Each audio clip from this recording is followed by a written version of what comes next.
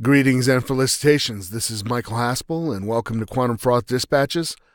A little bit of housekeeping.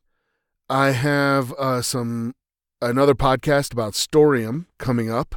That'll be very, very cool, and I am still working on the story elements, establishing those for those patrons interested in taking part in that interactive story. Also, we are going to try to kick off our Twitch show again, and that will be on Thursday nights at 7 p.m. Mountain Time. So we're going to be writing an interactive story, a collaborative story, along with the chat while we're passing on advice about, say, how to pitch your story or character development or plotting structure, et cetera, et cetera. So we'll be doing that in real time, using some tools, mostly some games and stuff, that allow you to do interactive storytelling. And we're going to start off with a game that's one of my favorites called 99 Chances. It is an absolute blast, but we'll see how much interaction we get with it. If we don't get any, it's still fun, and I'll make up something, and we'll see what we can come up with. So in real time, it'll be fun. It'll be kind of a watch me work kind of show, but very much interactive with the chat. So we're going to be kicking that off this Thursday, the 13th at 1900 Mountain. So tune in if you can on Twitch TV /Rogue428. And I'll have links for that stuff in the show notes. Tonight, I bring you a conversation with author L.S. Hawker. She is a dear friend of mine, and we have a really good talk, and I hope you will enjoy it. We did have some audio problems. I don't know exactly what happened because I've used this service before, and we haven't had this issue, but there were a couple of things with a delay. So there were places where you might hear an echo, specifically when I talk, and I don't know what was causing that. I managed to edit most of that out, and we also had some clipping. And I managed to try to normalize that out, but it is apparent during certain times, so I apologize for that, and I appreciate your patience. And without further ado, I bring you L.S. Hawker. 5, 4, 3, hands on keys, turn.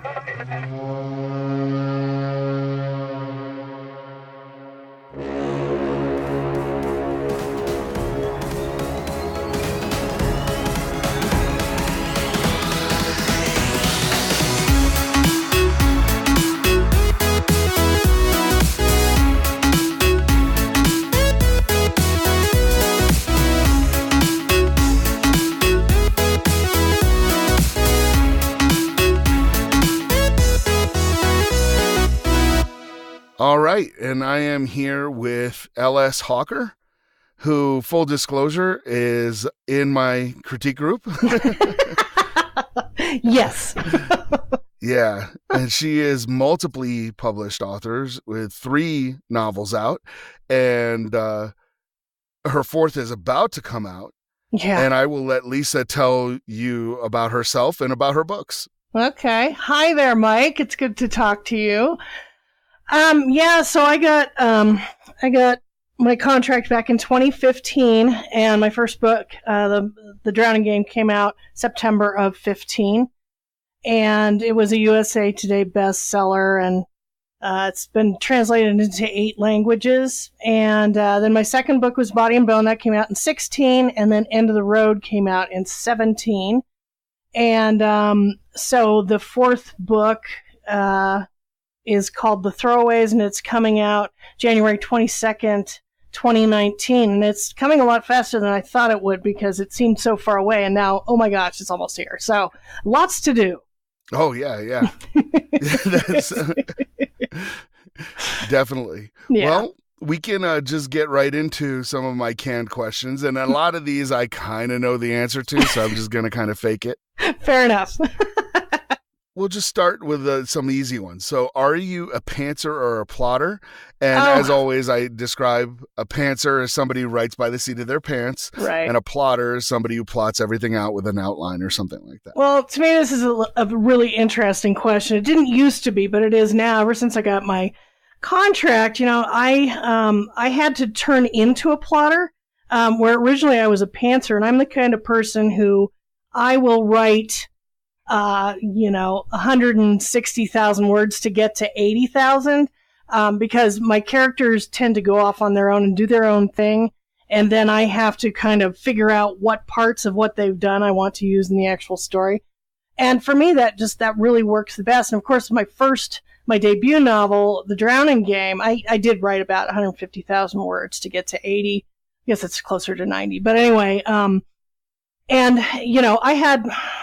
guess it took me 3 months to write the first draft, but I probably worked on it for a year and a half before started sending it out and all that kind of stuff.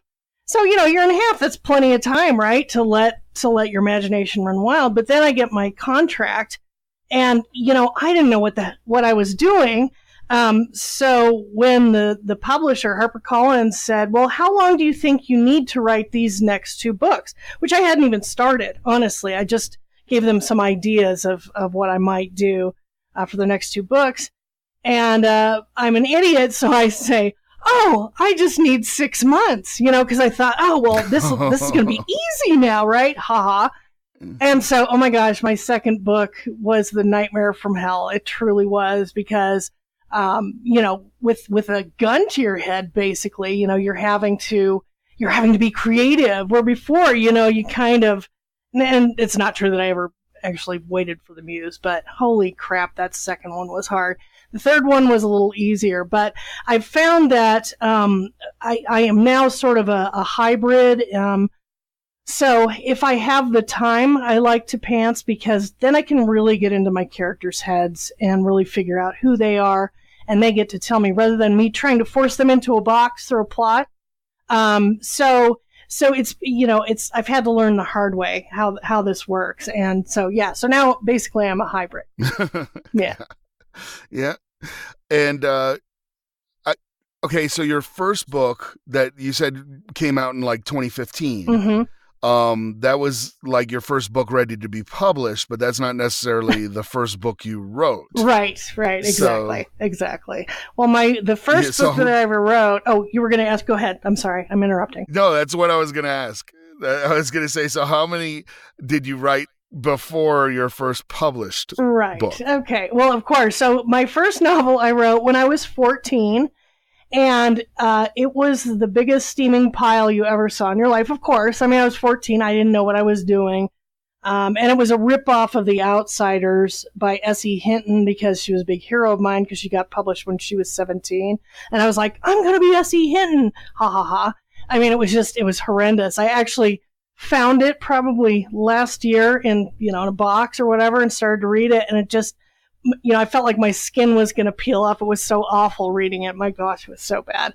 But anyway, it got me started off, right? So I did my second one. That one was called The Last Run, because it was about a group of kids who went skiing every Saturday. It's a drama packed. Oh, right? Okay. Then the second one I wrote when I was a junior in college.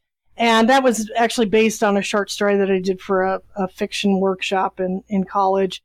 And it was about a high school jock, a guy named Ted, who is really good at baseball, and he's hoping to get a scholarship and all that. And so he's a jock, and he's really popular and all this. And then he falls in love with this really ugly girl.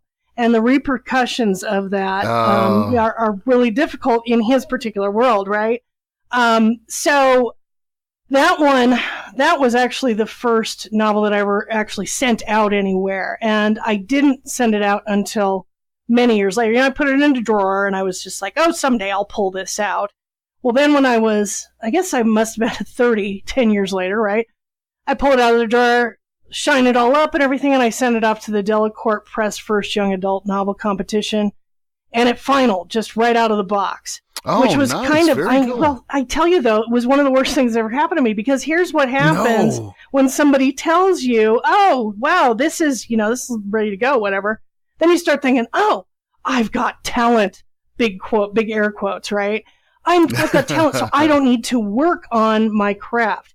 And unfortunately, this held me back for years and years and years because I didn't know what I was doing. Yes, I have to, I can string words together, whoopee, a lot of people can, right? But anyway, so I spent probably 2 or 3 years, trying to send it out. And this was back in the day, Mike. This was back when you could actually call editors at the big, and I think at that point, gosh, now it was big 8 maybe. There might have been 8 of them. It wasn't far enough back you were sending telegrams. It was still well, no, not quite that far. This was actually in the early 90s, but you could get an editor on the phone at one of the big presses, and so the editor at Delacorte, who just fell in love with my novel, which was called Mirror Mountain, she just fell in love with it, and so she sent me to all these other editors at the other houses saying, oh, go talk to so-and-so. And so I sent it out for a couple years, and I got a lot of feedback of, oh, we really love this, but we don't know what to do with it. We don't know where to put it. And so after, a couple of years of this, I was like, you know what, screw it. I'm taking my toys and I'm going home. I'm not doing this anymore. I can't take it, can't take all this rejection. So for about 6 years, I didn't write anything. So I was raising kids, doing all that kind of crap. And then 9/11 happened. And I'll never forget sitting in my backyard the day after that and looking up at the just empty, silent skies and thinking, holy crap, what if this is it? What if it's over? And to me, I don't know how you felt at that time, but I felt like it might be the end of the world, right? And I thought, gosh, what a jerk. I didn't do what I always said I was going to do, which was be a writer. And so really, within a week, I started writing again. I wrote a whole bunch of horrible short stories, and then got into the critique group that Mike and I are in now. I got into it back in 2002, and I submitted a short story to them for an audition, and they really liked it. But they said to me, "Where's the rest of it?" And I said, "What do you mean?" And they said, "Well, isn't this the first chapter of a novel?" And I said, "Well, it is now." So I started working on that. And Mike, I worked on this stupid thing for, oh my gosh, I don't even know how many years now. It was one of these things where I massaged it and I couldn't figure out what was wrong with it. And it won a ton of contests and awards and all this stuff. It was a quarterfinalist in the Amazon Breakthrough Novel Contest and got this great review in Publishers Weekly and all this stuff, but I could not sell it. And I couldn't figure out why. And that was part of the whole believing I had quote unquote talent, because I hadn't learned story arc. I hadn't learned how to put together an actual story, not just a bunch of guys sitting around talking to each other, because that's basically what it was for a very long time. So funnily enough, that is the novel that is coming out in January. It now has a new name, of course, and now it actually has a story and a plot, and things actually happen in it, because that really was kind of my learning manuscript, to be honest with you. I mean, it took me through my paces, and I'm really grateful, and I'm really excited to have it finally go out into the world and seek an audience. So I'm really excited about it. Yeah, that's very, very cool. And to the listeners, I just want to highlight the amount of time that goes by. So if you're like on the fence of wanting to be a writer, get off the fence. Start now. Now. Don't wait. Exactly. Yeah, because it goes by so fast. And I mean, especially for me, pouting for 6 years. What the hell was that about, right? But that's just how, that was my process. I had to go through that, I guess, to get where I am, whatever that means. And well, I remember hearing a stat at one of the writers' conferences that it took an average of 8 years from the moment somebody decided to be a professional author to the moment that they were first published. Wow, that sounds, that actually might even be a little generous. You know what I mean?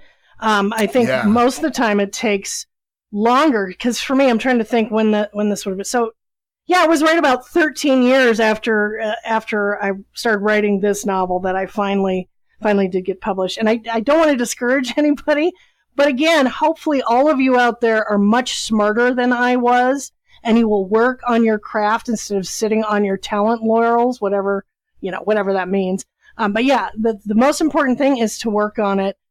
Go to your conferences, read your books, get critiques, learn to take criticism, all that good stuff. It's crucial. I mean, without this critique group, Mike, there's just no way that I ever would have been published, I don't think.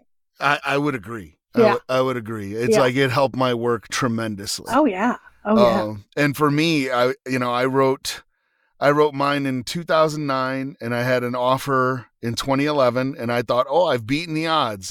And the book came out in 2017. So it all averages out, right? Yeah. So 8 years. Damn. So it was like right on time. Damn. That's amazing. That's amazing. All right. So let me see here. Another quick one. Oh, yeah, because I actually wanted to ask this one earlier, but I skipped over it. Have you ever experienced like writer's block, and how long does that usually last, if you have experienced it? Well, for me, I really feel like writer's block is a lot about just resistance. It's less about not knowing what to write or, just feeling like you can't write than it is about procrastinating and your mind playing tricks on you, saying, it's the old imposter syndrome, saying you suck, there's just no point. So for me, that's what writer's block typically looks like. And unfortunately for me, because it's going to absolutely kill me, is that I am a binge writer.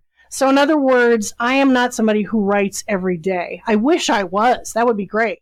But instead what I do is I will get to a point, and this was especially true with the contracted books, I would get to the point where it was really coming down to the wire, and I would start doing 16-hour stretches every day. Oh, and wow. It's like, but for whatever reason, that kind of puts me into a headspace of near delirium that kind of helps my creative process, which is insane, right? But it does kind of work for me. And it's taken me this long to kind of go, you know what? It is what it is, and it works for me. So just get over it and do it. But as far as writer's block, I think a lot of people, and I'm sure you hear this over and over again, right? People are like, well, I really have to be in the mood, or I have to hear from the muse, or whatever.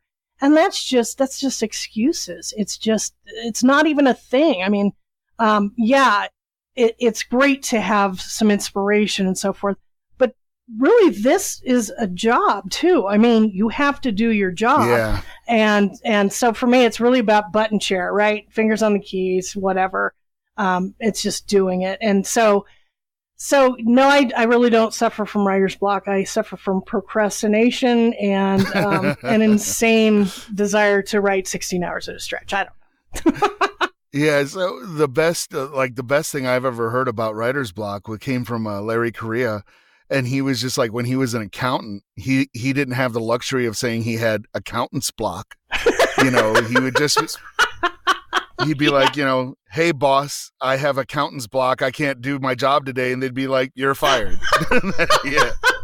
That's perfect. Oh, my gosh. Yeah, I'm going to use that. That is outstanding. And then the worst binge writer I've ever heard of is I think John Ringo, he goes and locks himself into, I think he writes outdoors in like a shed or something. Oh my gosh. And he will just go out there and write, 100,000 words in a week. Oh my gosh. I wish I could do that. Yeah, I can't. I'm not that fast. Wow. That would be amazing. Can you imagine 100,000 words in a week? That's no sleep at all, right? No, it sounds horrible to me. Yeah. Because my 100,000 words would be complete crap. That's what it would be. Yeah. It would be rough. But that's his kind of work ethic. He just knocks it out like that. That's his process. Oh gosh, it's kind of crazy. It is very crazy. Yes. Now, once you decide to sit down to actually like write something, how hard is it to actually like start going, like the actual session? Here I sort of have a routine that I follow that helps me get there. The office that I have the ceiling is covered in Christmas lights. And so the only time that I turn those on is when I'm going to write fiction. Because I have an office that I use for both, regular work and that sort of thing and writing. So I kind of have to change the ambiance when I'm going to write. And so I turn on the Christmas lights, I turn off the other lights, and then I always have a scented candle of some sort. And I've found one called Grandpa's Chair. There's one called Hemingway that's like cedar and tobacco smoke and bourbon, and I'm just like, so that's, and like so hate. I have, what's that? And like hatred. Envy, yes. Yeah, exactly. Envy in the Spanish Civil War. Yes, exactly. So I, light one of those things up and and then I will listen to, there are a couple of different kinds of things that I listen to. One of them is soundtrack music from movies, and I have two different playlists for that. One is kind of classical, symphonic sort of soundtrack music. The other one is more edgy stuff by Trent Reznor and people like that, depending on what sort of a scene I'm writing. And then I also use sound generators like mynoise.net, which has these. Oh, I love that That's site. the best thing ever. It really is. And so I keep giving them money because I'm like, I don't want you people to ever go away because it's fabulous. If people out there have not checked it out, you really have to, because it is, they have sounds that are like whispers and just creepy stuff that's, perfect for a thriller writer, fantasy or dark fantasy or whatever. It's just really, really good. So I do all that stuff. I set this all up for myself. And then it's really amazing to me that it really is a Pavlov's dogs kind of thing, because when I hear, for instance, the first notes of the theme song from the piano, it's just like automatic, oh, it's writing time, right? Or I smell one of these candles, and of course, your olfactory is most closely tied to memory and the subconscious and all that. And so it's just boom, I'm in that place that I need to be. So I don't do any of those things unless I know I'm going to actually have the time to spend writing fiction. Yeah, it's funny. We have very similar rituals. I turn off all the lights in my office because it's also my home office. Mm-hmm. So I turn off all the lights except for a lava lamp. And then I've got awesome. I've got incense that I burn instead of a candle. And the song that I use to get into the groove, in fact, I turn on Scrivener, and I sit and look at the blank space and I listen to the intro by the X. Oh my God. And when it ends, I need to be writing. That's perfect. Oh my gosh. Yeah, I mean, it works, right? I mean, it really does work. It just puts you in that place, and you're intimately familiar with that place that you need to be in. And because I know that a lot of people never actually find that sort of comforting sort of atmosphere that I think is just crucial to this sort of thing. I mean, I do some writing, of course, in coffee shops and that sort of thing, but my favorite thing to do, obviously, is to do all the things that I just said, as I'm sure. So what mm-hmm. kind of incense do you use? I mean, what's the smell? There's cedar and sage. Oh, beautiful. And then I have one, and it's called Dragon's Blood, and it's from yeah, that's when I'm serious. That's when things are about to go down. Perfect. Oh my gosh. Yeah, someday I have to smell that because I got to know what that is. So yeah, it smells really, really cool. There's a perfumery called Kamala's Perfumery and they sell online, but they're actually in Colorado Springs. So when I order, I get it the next day. Oh wow! And they make all kinds of nerd incense. Like they have like wibbly wobbly timey wimey is one of their incense. Oh my gosh! Okay, I have to look these people up. That sounds amazing. Yeah, it's quality product. It's really good. That's outstanding. Okay, good. Yeah, I will look them up. But yeah, like when I was writing Egyptian stuff, they have Egyptian musk. So I would burn that. And it was gosh. Like, it just takes you to that other place. Oh man, that's fantastic. Wow. Yeah, I'm going to give that a shot. Although I have just this incredibly huge, now, of course, collection of candles. So anyway. Yeah. Well, I started it kind of by accident because I was trying to write some scenes that took place in a church in my novel. Right. And I just couldn't get the atmosphere right. And then I burned incense and I was like, I was back in a Catholic church. Oh, perfect. Immediately. And I was just like, I'm there. I can write this now. Oh, that's fabulous. Yeah, that is so good. That's so good. Yes, smells are very important, aren't they? They really are. So what, according to you, is the hardest thing about writing? Oh, jeez.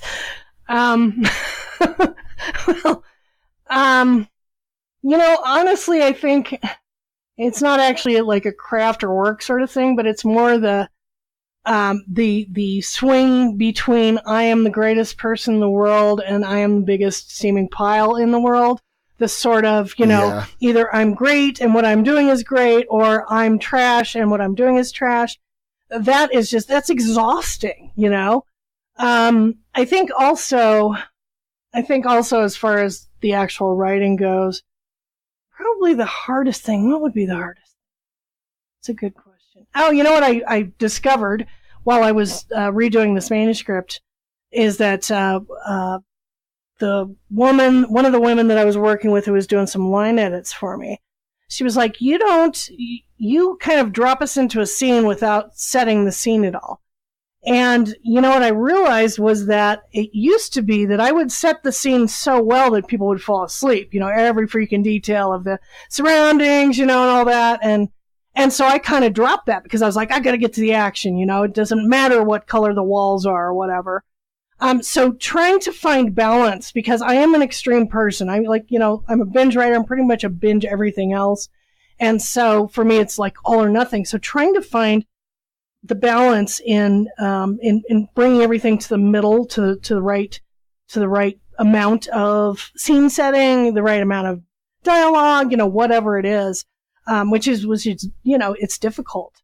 So those are kind of the biggest things for me. Okay. And then there's a counterpoint to that question. What's the easiest thing about writing? Oh, for me, it really is dialogue, because for me, I tend to, stories kind of come to me as voices in my head where two or more people will be talking, and I just hear their voices so clearly. It's as if, I'm not making things up. I'm hearing it, and I just write it down as I hear it, as they say it, And so for me, that comes really naturally. I think, gosh, what's so hard as it is for everybody, right, is trying to build suspense, right? Because I write suspense, I write thrillers. So trying to build suspense over the long haul of a novel is very challenging to make sure it's the right amount and not too much. And so trying to figure that out is really difficult too. Okay. And then we're going to start getting a little bit more serious. So It's like, over the years, what would you say has improved significantly in your own writing? Oh, gosh. Well, I would have to say it's kind of what I was saying before, which was, I didn't understand story structure. Now, I've always been a voracious reader. And so, how it is, you kind of internalize stuff from reading. But it wasn't enough for me, because so much of what I would write was just people meandering around and talking, like I said, the dialogue, right? That's what I hear. So having to learn how to set the stage, how to build the stakes, all those things, that you guys all really kind of taught me, to be honest, because I was just like, for me, it was just like, and I think part of that comes from when I was in college, and this is pretty true across the board in colleges when it comes to fiction, is that the only valid form of fiction, of course, is literary, right? Well, nothing has to happen in literary. Yeah. You don't need a plot. You just need a bunch of people sitting around, some flowery writing. And, I don't mean to denigrate literary, because I love that too. But I do. Okay, fair enough. Okay, then yes, I do. Yeah, but I mean, that was the only valid form of writing. And so anything else, I mean, thrillers, I mean, that's for the little people, right?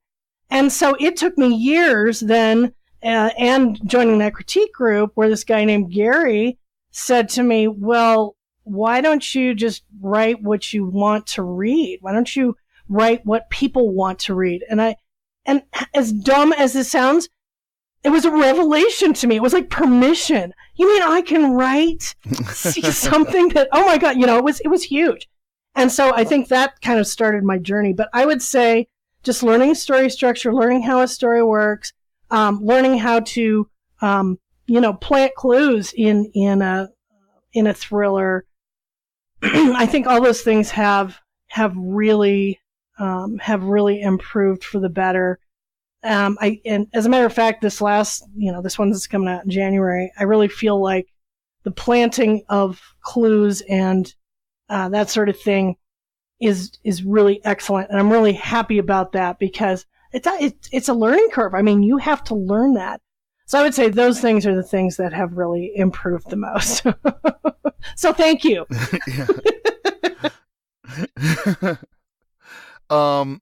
So let's see. I have a couple other questions before I get to my big punchers at the end. Ooh. But let's see here. Have you ever incorporated something that happened to you in real life in one of your novels?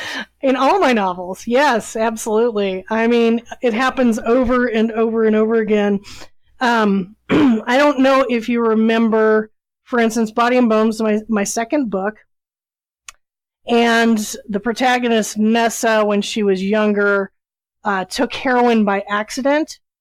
And she was working, she was at a club or whatever, and she was dancing with this guy, and this guy says, do you want to go do something? She can't quite hear, but she's like, yeah, why not? They go out to his sports car and snort some lines, and it turns out to be heroin. Well, that happened to me. And oh my goodness.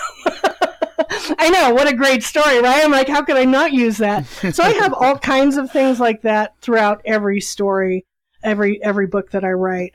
There's always something, at least one thing that's happened to me. And I steal other people's stories too, and fiction them up because, I'm sure you're like me. I listen very carefully to what people say, and listen to their stories because, it's all out there, right? And I've just had so many weird things happen to me. I was just, obviously born to be a thriller writer because so much weird crap has happened to me over my life. So along those lines, do your novels carry a message? Yeah, I don't think so. I don't think so. I mean, what I've learned, which has been really interesting. One of the things, I've got a publicist for this book, JKS Communications, who are fabulous, by the way. I love them so much. But one of the angles that they're really wanting to play up is that after putting out 3 books with female protagonists, this one coming out in January, Throwaways, has a male protagonist.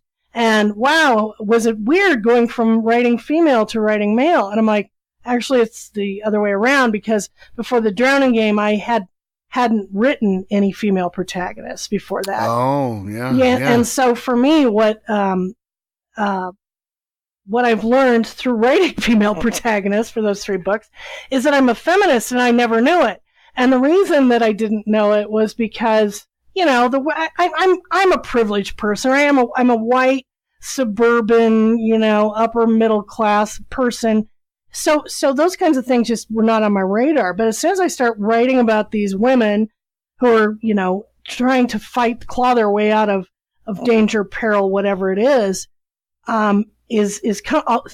pretty much always coming up against people who are trying to keep them down, typically men, of course. Mm-hmm. Mm-hmm. And so that's something that I have learned through writing female protagonists is that I'm a feminist and I had no idea.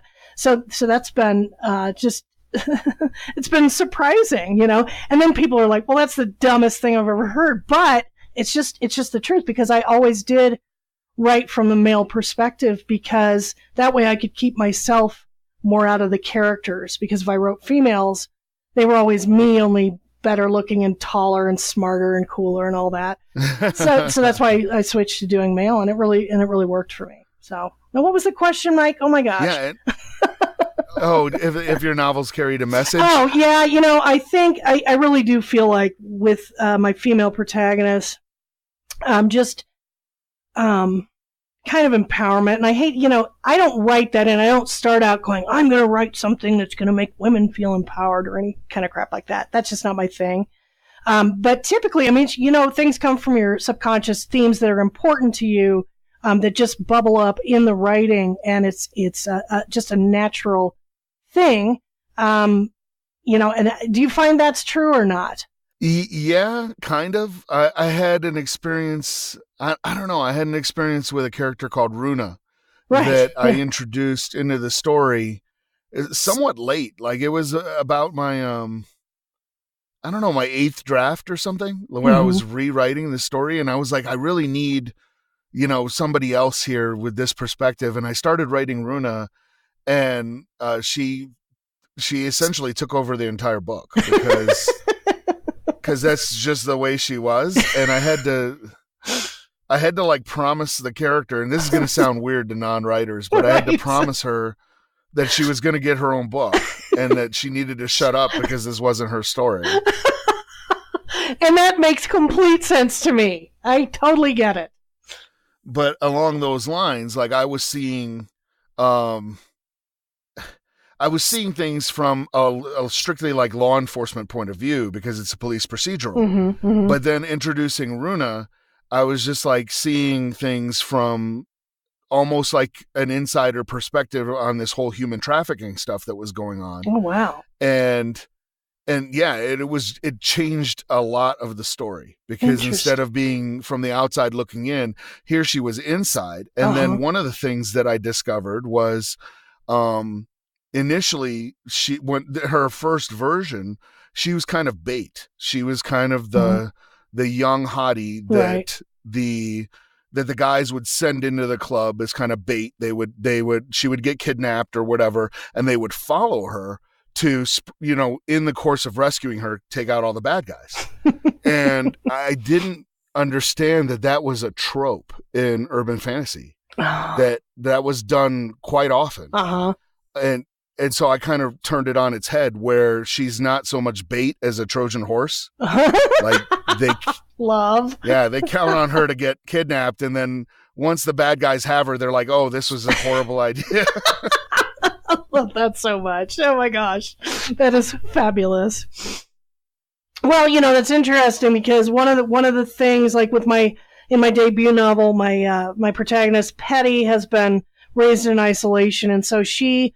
And this again was not something that I intended to do, but it just kind of came out, was that Petty was completely unaware of her looks and how she presented to people, which is such a thing in our culture, right? That as a woman, it's all about the presentation and what you look like.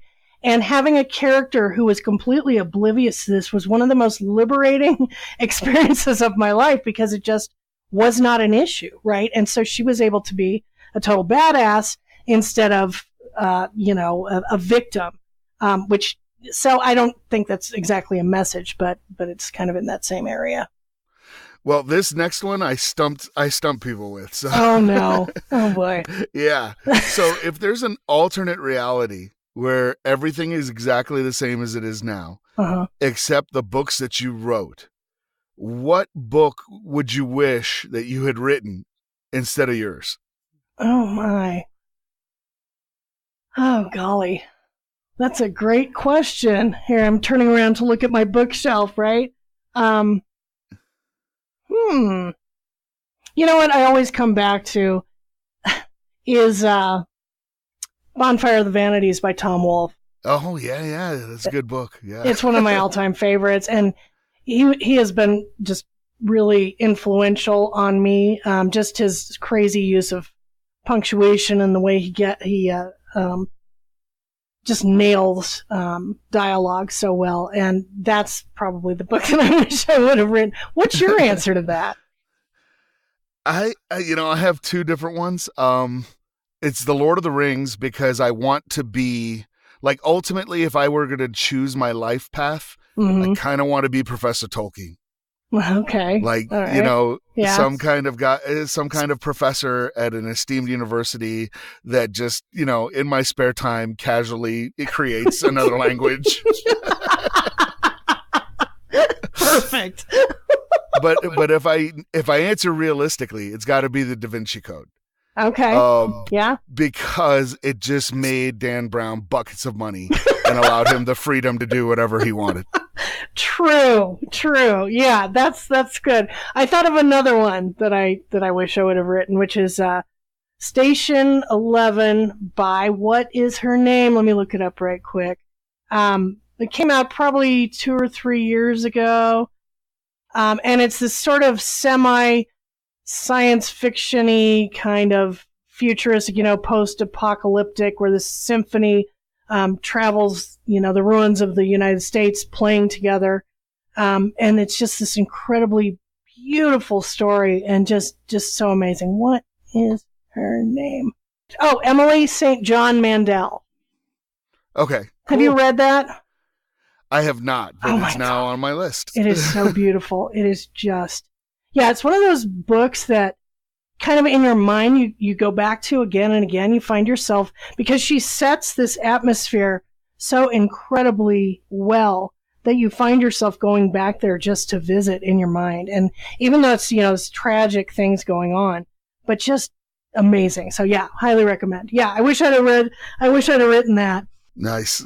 Very cool. Yeah. And then, so people gravitate to different interests, obviously, throughout their lives because you're not the same person you were yesterday or the month before or whatever. Right. What story do you feel influenced you most as a child and then as an adult? And it doesn't have to be a book. It could just be a story. So it could be film, TV, whatever. Right. Oh gosh. One of the things that stuck with me for a real long time, and I was, I guess, early teenager, was, Close Encounters of the Third Kind.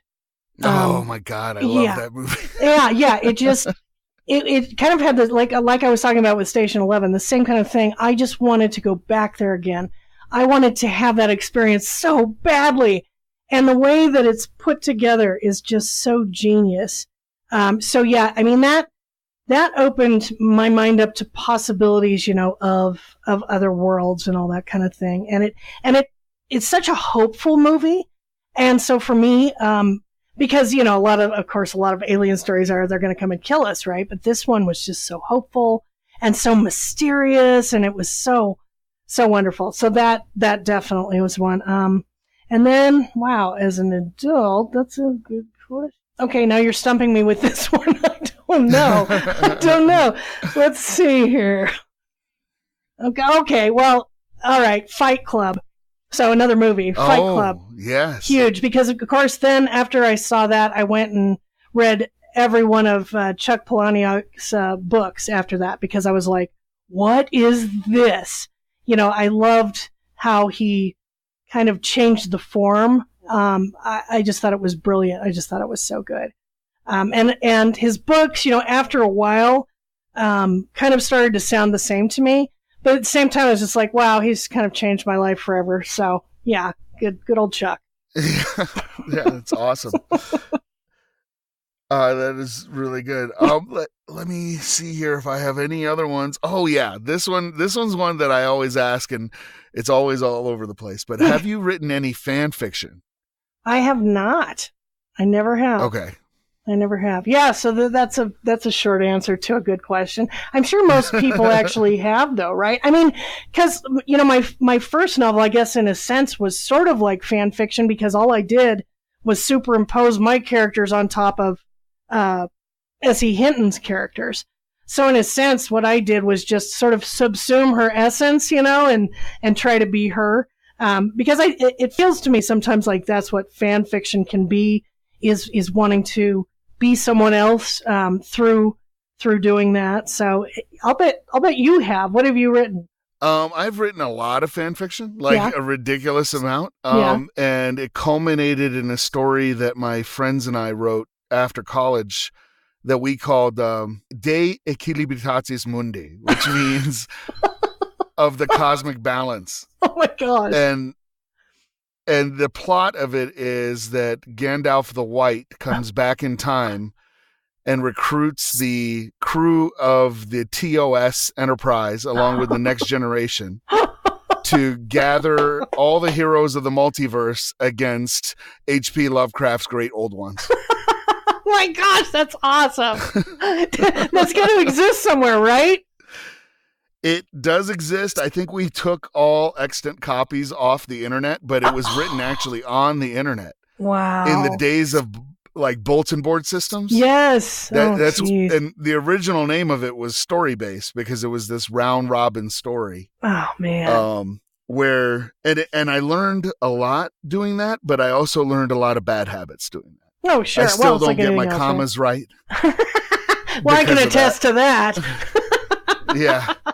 I put ellipses and everything, but it really taught me how to write cliffhangers because the whole point was it turned into this contest of instead of writing your portion of the story and then just letting it be for the next person to pick up, it turned into how can I write a cliffhanger so bad that the other guy can't write his way out of it. So it was a competition too, right? It was a competition, and henceforth, it's like these monsters progressively got badder and badder and badder, and then until they're Cthulhu and Azathoth because you can't get any worse. That's perfect. Oh my gosh. Don't you think though that typically people who write fantasy and sci-fi are much more likely to write fan fiction than other genres? Yeah, probably. Yeah. And what's interesting is that we've gone back and we actually bound the whole book and put it together, and it's huge. Oh my God. And I've gone back and read it, and it's really funny to read, and it's actually not atrocious. But what I find really good is that the TOS Star Trek sounds like TOS Star Trek, and TNG Star Trek sounds like TNG, and the Star Wars parts sound like Star Wars. Oh, that's so awesome. And the fantasy stuff sounds like Tolkien. And it's like holy smokes. And we were just picking up on these kind of subconscious cues. Sure. Yeah. And writing them in there. Right. Oh, that's fantastic. But yeah, that's fun. I'm pretty sure we took all the versions off the internet because we didn't want people to see them. Yeah, that would be. They're written in a very adolescent style, so a lot of the jokes definitely would not fly today. I can only imagine. We thought they were hilarious. Oh yes, I'm sure. Yeah. Yes, it is definitely not PC.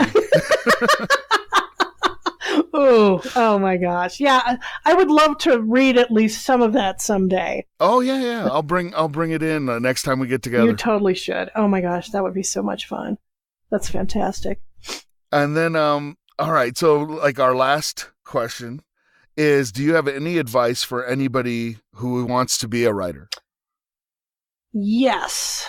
And it kind of goes back to what I had talked about earlier. One of the problems that I see with the rise of indie publishing, I think there are lots of good things, obviously. But I think one of the problems is people who believe that their talent is all they need. Their mom or their friends or whatever have told them that they're good. And don't bother to learn story structure. Don't bother to learn the 3 acts, don't bother to learn character development or any of those things. They just throw it out there, and I'm just going to publish it and see what happens. I think it's really important for all of us to uphold some standards when it comes to story. Because one of the problems with self and indie publishing is that, the standards can fall off. And so people have a harder and harder time finding something, on the internet, on Amazon, on iBooks or whatever to read, without knowing whether it's going to be coherent or not. So my biggest advice, again, is to go to the conferences, take the workshops, read the books, surround yourself with other writers. I mean, that's just so crucial, to have a critique group or at least some beta readers or some other like-minded people that you can get together with and bounce stuff off. And secondly, learn to take criticism, because I mean, how many times have you, given somebody some feedback and they give you the stink eye, right? Where they're just like, well, you don't know what you're talking about. I mean, one of the stories that I always tell is that in 2005, I was at the Pikes Peak Writers Conference, and I was at one of these read and critiques with, panel of agents and editors. And this dude gets up and reads the first couple pages of his fantasy. And so all of the panel basically, agreed, here are the problems with it. Here are the things you need to work on. And so later on in the bar, I hear this guy telling everybody, well, these people just don't know. They just don't know what's good. My friends, they love this. Okay, fine, whatever, right? So fast forward 10 years, and I'm a judge of the Pikes Peak Writers Conference contest. And that same manuscript comes through the contest with 0 changes after 10 years. Wow. And I was like, I cannot believe this just landed in my lap. This is like a cautionary tale. If you're going to get better, you have to take criticism and you have to listen to the industry people. If you're interested in getting published by the traditionally, listen to the industry people. Listen to what they say. They know what they're talking about. You don't. You just don't. If just because you can string a sentence together doesn't mean you're a writer. I mean, one of my favorite lines in the world is from the movie Bull Durham, where Kevin Costner tells Tim Robbins, you've got to play this game with fear and arrogance. And I think that applies to us as well. We have to write with fear and arrogance because they balance each other out, right? You have to know, you have to have your convictions about, what your story is about. And I'm sure, Mike, you've had some discussions with editors about, this is staying in the manuscript. And they have argued just as vehemently against it. Yeah. And he won because, and this was honestly it. I said, I'm going to think about it. And I hung up the phone and I was like, no, he's wrong. He's wrong. And then I go, well, this guy actually knows or knew Isaac Asimov. So, and I don't. So his opinion is probably better than mine. Exactly. Well, exactly. I mean, Chelsea Emmelhines was the editor on the book that's coming out in January, and she was my editor on both Drowning Game and Body and Bone. And she had like a major rewrite to the manuscript that kind of changed a huge plot point. And at first I was like, not just no, but hell no. I am not doing this. And then I remembered that every time I disregarded Chelsea's advice, every time I was wrong. And it proved out after the books came out and I got feedback from readers and she was right every time. And so just immediately I went back to her and I said, yep, whatever you say, I'll rewrite this whole thing. You're right. I know you're right. Of course you are. So yeah, it's that balance between knowing when to trust your gut and when to listen to industry people. And it's a fine line. So for me, I'm not going to die on a small hill. You're going to have to die on a big hill. But anymore, I mean, especially with somebody like Chelsea, I trust her judgment so completely. Of course, after doing 3 books with someone, you know them pretty well and you know how they work and so forth. So, so I totally trust her. But those are the big things for me. I mean, what do you say, Mike? As my number one piece of advice? Yeah. Ooh. Yeah, that's hard because I have like 12 different pieces of advice. Well, obviously I did too. So, yeah. So I think my number one piece of advice would be to write. Don't, if you're on, and this is something that's actually a pet peeve of mine that I see a lot of people do, but they'll be writing something and they'll go, oh, I just did this, hashtag I'm writing. I'm like, no, you're not. You're on Twitter. Like, right. Perfect. And that's actually my biggest failing is that I go, I should write, oh, I came up with this great idea. Oh, I'm going to do this. Oh, I'm going to do that.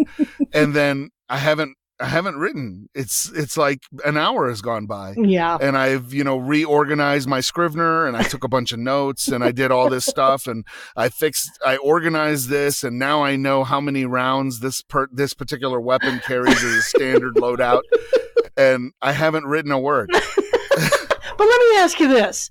And this is something that I feel like I've come to terms with, over the course of my huge, long 3-year career, whatever, is that those times when I'm doing other things, like you're talking about, right, is that there are things percolating in my brain, and I think that that's as vital as the actual act of clicking away at the keys. I really think that's true for me. I'm sure that's not true for everybody, but for me, I realize that, for instance, I have spent the last week making swag for this book, for Bookstagrammers. Have you heard of these people? I have. Yeah, yes, yeah. And I hadn't until my publicist turned me onto this. So I'm making earrings and all these different things. And we designed a special box. And as I'm doing this, because you're using a different part of your brain, right? You're using a different part of your brain.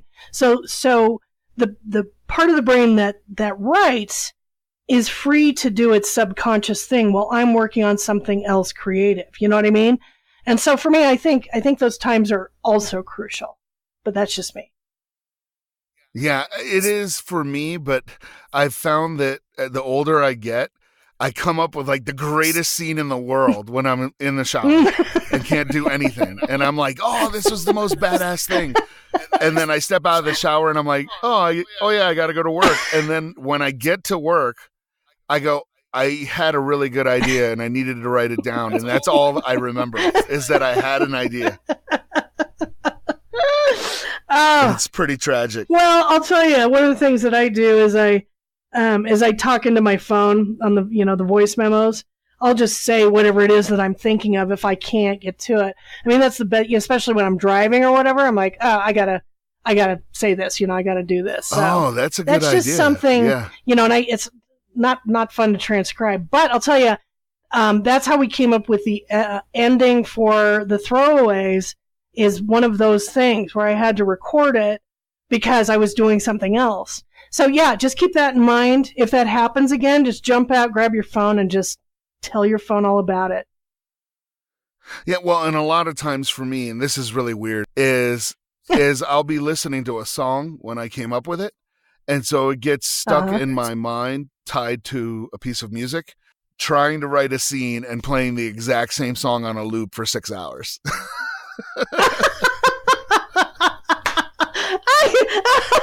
I do that too. Nice. I'm glad to know I'm not crazy. Well, no, you definitely are crazy, Mike, but I do it too. So, yeah. We're both crazy then. Yeah.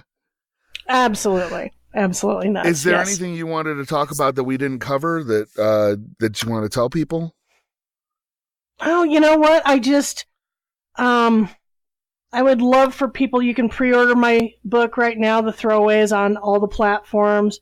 Something I'm really excited about with this book is for the first time ever, I'm having a hardcover, and that's just very exciting. I know you've already experienced that, but there's just something about that, that solid book in your hands. It's pretty sexy. Oh, it's very sexy. It is devastatingly sexy. So I'm really excited about that. Have a lot of events coming up, which is fun. Release party on the 26th of January. So anybody who wants to come, please come out and see us. We'll be at the Aspen Grove Tattered Cover from 7 to 8.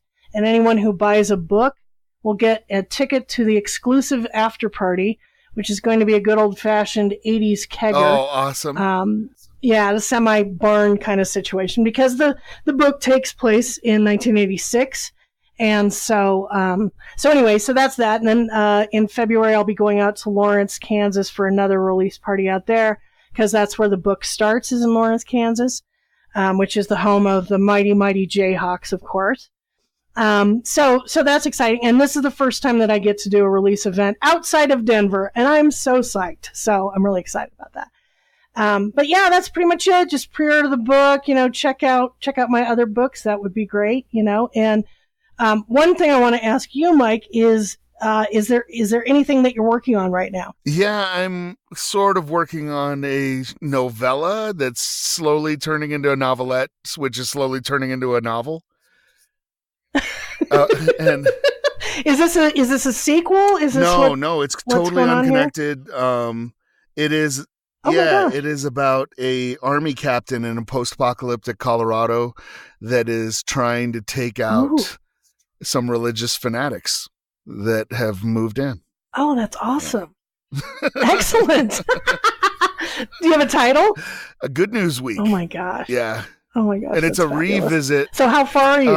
I'm about 30,000 into it, but it's a revisit of a book I wrote called Good News Week for Nano probably 8 or 9 years ago.